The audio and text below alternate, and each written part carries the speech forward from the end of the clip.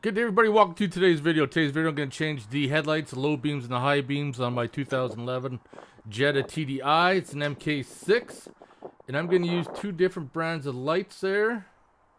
Aux beam and the other brand. I got like a little side marker light I'm going to stick in. Supposed to be CAN bus compliant.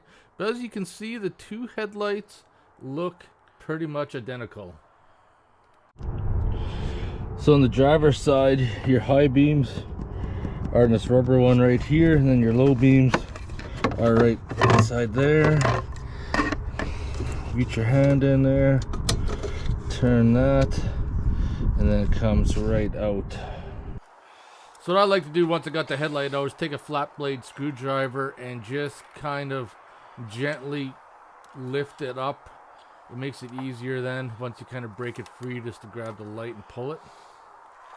The high beam side's a little bit tighter, but with my big huge mitts I was able to get it in there. Now one thing you want to pay attention is when I pull out the light is that pointed long knob. You want to pay attention to where those are pointed.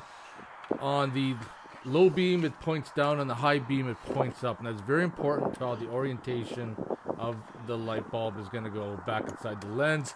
As I'm going to show you a close-up right here, as you can see, the two screws there is where the two flat spots of the headlight turn into. So you can see right there just by pointing it. Of course, I am putting the LED lights back in, and then of course they are polarity, so you got to test them first to make sure that they're both going to work and they both lit up. And now I'm going to install them back in. Now if you paid attention, I like to use a flashlight and kind of lean over the front of the car. I'm looking for the orientation of that knob, and then with the flashlight able to get it back in place. So now the LED lights are actually a soft light. They're not blinding, so you're not going to be blinding people going down. So you see that's low beams, and then flick it onto the high beams. But the one issue I have when I installed the LED lights, the light indicators stay on now. So I hope you guys enjoyed the video. If you have any questions or comments, post them below. Otherwise, I'll see you guys in the next one.